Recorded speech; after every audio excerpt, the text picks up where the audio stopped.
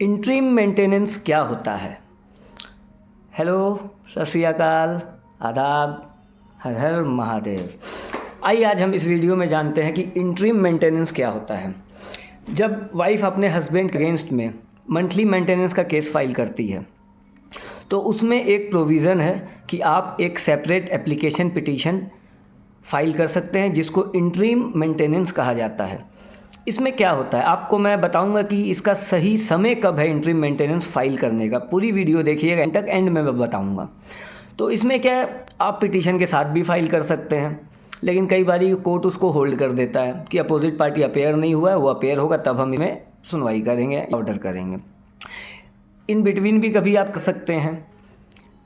तो interim maintenance में होता क्या है, आपने पिटीशन फाइल की, मान के चलिए आपकी पिटीशन अलाउ हो गई, तो according to the income of the husband, जो भी उसकी टोटल इनकम है, सिर्फ सैलरी नहीं, जहाँ वो काम करता है सिर्फ सैलरी नहीं, अगर उसका कोई पुश्तैनी घर है जो भाड़े में है, पुश्तैनी है जिससे उससे कुछ पैसे आते हैं साल के, तो जितनी भी उसकी टोटल इनकम है सब की सब देखी जाएगी। उस हिसाब से एक छोटा अमाउंट इंटरिम मेंटेनेंस के तौर पे लड़की को के फेवर में ऑर्डर हो जाएगा। जब तक केस मेंटेनेंस का, मंथली मेंटेनेंस का केस जब पूरा चलेगा तब तक हर मंथ में लड़के को वो इंटरिम ऑर्डर जो हुआ है, जितने भी अमाउंट का 2000, 5000, 6000, इंटरिम ज़्यादा नहीं होता है, कम अमाउंट का ही होता है, वो अमाउंट हस्बैंड को जो है वाइफ को देनी ही पड़ेगी। तो ये एक बेनिफिट होता है वाइफ लोग के लिए, अगर वो इंटरिम मेंटेनेंस फाइल करती है in between the trial of the case और वो अलाउ हो जाता है तो बहुत अच्छा रहता है लोगों के लिए। अब मैं आपको बताऊँगा इंटरिम मेंटेनेंस का सबसे सही समय कब है फाइल करने का। आपने केस फाइल किया, केस एडमिट हुआ, अपोजिट पार्टी को नोटिस गई, अपोजिट पार्टी अपेयर हो गया। जैसे ही वो अपेयर होता है आप उसी समय इंटरिम मेंटेनेंस फाइल कीजिए, जिसका अपोजिट पार्टी रिजॉइंडर देगा, उसमें हेयरिंग होगी और कोर्ट इंटरिम मेंटेनेंस को मोस्ट प्रोबेबली 99% अलाउ कर देते हैं। कुछ कुछ कोर्ट्स का व्यू रहता है कि मैं इंटरिम मेंटेनेंस को अलाउ नहीं करूंगा, मैं इसे पेंडिंग रखूंगा, आप एक गवाही खाली लड़की की लेके आइए और मैं डायरेक्ट फाइनल ऑर्डर कर दूंगा। तो ये दोनों चीज़ें पॉसिबिलिटी है इस चीज़ में। तो इंटरिम मेंटेनेंस का सही समय है अपेयरेंस के बाद। अब मान के चलिए कि नोटिस इशू हुई अपोजिट पार्टी हस्बैंड को और वो अपेयर नहीं हुआ, तब आप क्या करेंगे?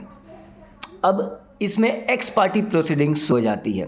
पहले सम्मन किया, फिर पेपर पब्लिकेशन किया आपने, पेपर पब्लिकेशन हो गई, अगर वो लोकल है तो लोकल में, अगर वो अदर स्टेट में है तो आपको अदर स्टेट में पेपर पब्लिकेशन करनी पड़ती है। वो पेपर की एक कॉपी आप अपने कोर्ट के रिकॉर्ड में लगा देंगे, तब फिर एक्स पार्टी की एक पिटीशन फाइल होगी, उसमें जज साहब ऑर्डर कर देंगे, फिर आपकी जो केस है आपका वो एक्स पार्टी प्रोसीडिंग्स में चलेगा। अब एक्स पार्टी प्रोसीडिंग्स क्या होती है? एक तरफा सुनवाई।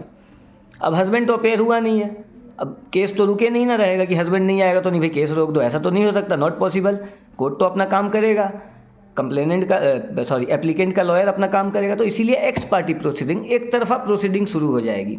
अगर वो अपेयर होता है तो ठीक है, नहीं तो एक तरफा ऑर्डर पास हो जाएगा हस्बैंड के अगेंस्ट में, कुछ भी अमाउंट का हो सकता है। और इसमें इंटरिम अलाउ नहीं होती है और इसमें इंटरिम फाइल करके फ़ायदा भी नहीं है, वो डिले होगा मैटर। इससे अच्छा अगर एक्स पार्टी प्रोसीडिंग चल रही है तो आप जल्द से जल्द अपने एविडेंस कोर्ट के सामने लेके आइए, क्रॉस करने वाला कोई नहीं होगा।